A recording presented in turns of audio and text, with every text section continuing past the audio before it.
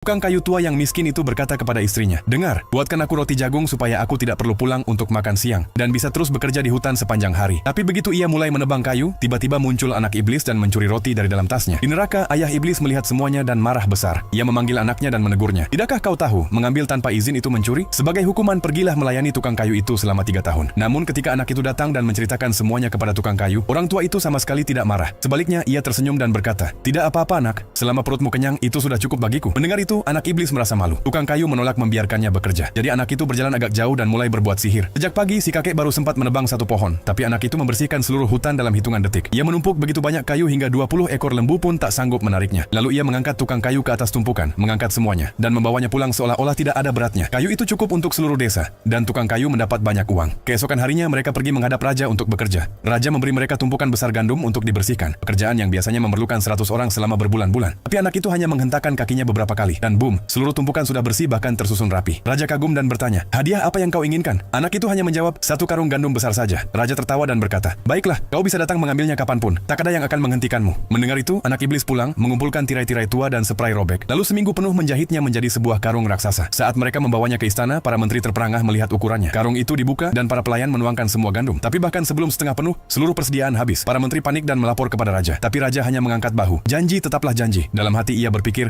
mana mungkin ada yang bisa mengangkat karung sebesar itu.